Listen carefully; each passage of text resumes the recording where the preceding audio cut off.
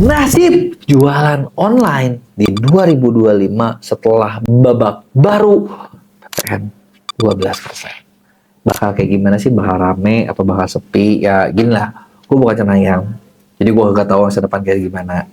Cuman ini mungkin cuman prediksi atau pendapat gue tentang bakal kayak gimana sih 2025 dengan PPN 12% ya. Yuk kita bahas. Tapi sebelumnya buat yang baru nonton, jangan lupa buat lo klik subscribe dan lo aktifin tombol loncengnya ya. Jadi kita udah masuk di 2025 gitu kan. Mungkin kalau lo nonton hari pertama, hari kedua, hari ketiga belum bakal berasa kali ya. PPN 12% gitu kan. Mungkin nggak bakal langsung kayak omset tuh turun apa gimana gitu kan. Nah, tapi kalau misalnya dari beberapa prediksi juga, selain dari gue juga baca artikel dari yang lain, kemungkinan e-commerce itu atau perdagangan online ini bakal ngelambat. Kenapa sih? Karena gini, satu, yang namanya biaya admin e-commerce kan tiap tahun kita juga tahu ya, semua ngalamin naik terus gitu ya. Nah karena naik ya udah pasti ada toko-toko yang harganya itu bakal bawa naik, karena kan yang namanya brand atau apanya juga nggak akan, maksudnya gimana ya kan nggak akan mau dong ditelan jadi untungnya tipis. Terus ini nih, gue lihat dari data juga, jadi dari Center Economic and Law Studies, di mana nilai transaksi dagang e-commerce di 2024 itu mencapai 468,6 triliun. Itu tuh naik 3% dari tahun lalu, yang sebelumnya itu 453,7 triliun. Dan prediksinya di peramalan ini 2025 transaksi e-commerce itu cuman bakal naik 0,5%. Jadi 471 triliun tetap gede sih. 471 triliun tetap lumayan gede. Tapi kan ini kan memperlambat. Gitu kan, bener nggak? Memperlambat. Nah, terus kalau memperlambat, apakah semua gini? Ketika omset naik, yang lain segini. Omset turun, omset begini. Apakah real kejadian di lapangan itu bakal cuma naik 0,5%? Kan kalau gitu kan orang tuh ya udahlah, kan gue cuma naik 0,5%, masih naik loh. Lu harus apa lagi sih? Tapi real di lapangan bisa jadi bukan seperti itu. Karena ini kan ngomongin global. Di global ini ada yang naik, ada yang turun. Kalau prediksi gua, yang naik kayak gimana, yang turun kayak gimana. Ini yang mau gua bagi. Yang turun itu pasti adalah produk-produk yang generik, yang mudah tergantikan, gitu kan. Yang produk ini nggak punya keistimewaan. Contoh misalnya, lu jual kaos polos. Gue bukan bilang kaos polos jelek ya.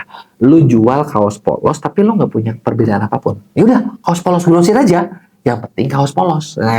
Apa kaos impor gitu kan. Ya udah, gitu doang, dan lu nggak punya perbedaan apapun. Gua rasa sektor-sektor seperti ini bakal cukup syarat, bakal agak turun. Lu jual mau jual fashion, mau jual apapun. Pokoknya selama itu adalah generik, selama itu adalah banyak kompetitornya, selama itu mudah digantikan, lu bakal bersaing. Karena kenapa ya, ibaratnya kalau kita nggak ada perbedaan, nggak ada yang unik, gitu ya. Ya udah, orang yang bakal dicari adalah selalu yang paling murah. Dan ketika orang cari yang paling murah, yang nanggung-nanggung mati. Bener nggak? Ya kecuali kalian bisa jadi termurah, tetap kalian bakal dapat order. Tapi kalau misalnya yang naik gimana? Nah yang naik, seperti yang gue sering bahas juga sih, yang naik adalah produk-produk yang unik, beda sendiri, ada ciri khas, punya messenger khusus, atau punya punya influencer atau punya kreator, yang kreator itu banyak disukai orang, terus udah gitu banyak yang pengen deket sama dia, banyak yang pengen samaan sama dia. Nah itu tetap bakal dipakai, bakal dibeli. Contoh, inget dong cerita boneka Labubunya dari Blackpink. Ya kan, yang nggak kesengaja kesepil dan ternyata langsung seluruh dia semua pengen punya Labubu. Bener nggak? Sampai tokonya aja, wah itu udah, wah ini gila, diproduksi Labubu harus kenceng banget nih gitu kan, bener nggak? Nah itu adalah sesuatu yang punya pembeda, sesuatu yang unik. Kalau itu dia beruntung sih sebenarnya.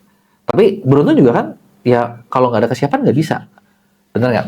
Nah jadinya apa yang harus dilakuin? Tadi gue udah bahas, kalau lu generik lu kalah, kalau lu unik lu beda. Jadi kalau kata gue, mulailah kalian bikin sesuatu yang beda, sesuatu yang unik, sesuatu yang memang kalau bisa jangan sama orang lain. Nah, masalah cuma satu, paling sebel kalau kita udah mikir, kita udah bikin yang unik, terus banyak yang main jiplak. Ah, itu dia kan. Nah, biar nggak kayak gitu gimana? Sebenarnya biar nggak kayak gitu, lu juga bisa dengan cara yang memang bikin hakinya, bikin legalitasnya, dan lain sebagainya, supaya ya lu nggak banyak gampang dipukul orang. Gitu ya. Itu adalah pendapat gua tentang 2025. Gitu ya. Mungkin omsetnya bisa dibilang sama tahun ini so-so. Tapi kalau misalnya lu nya unik banget, lu nya beda banget, dan lu bisa nyari traffic, di situ tuh tetap jauh lebih tinggi. Jadi tetap terjadi pertumbuhan. Karena gimana ya? Kalau menurut gue nih, di online ini kayak persaingan itu bukan lagi cuma kayak lu sama tetangga. Kita sama sebelah. Kita sama sedikit, tapi kita sama Indonesia. Nah, di antara Indonesia ini, bisa nggak kita bikin sesuatu yang beda? Bisa nggak kita bikin sesuatu yang unik? Bisa nggak kita bikin sesuatu yang out of the box, yang beda, yang benar-benar lebih dari yang lain? Karena ketika kita bisa bikin kayak gitu, ya udah, kita bisa beberapa langkah menang dari orang, dan meskipun karena cuma sedikit ya, hal itu bisa jadinya beda banget loh. Itu ya kurang lebih itu pendapat gua pengen tahu pendapat kalian di komen. Tulis pendapat kalian 2025 kayak gimana. Jangan lupa buat like dan share juga konten ini.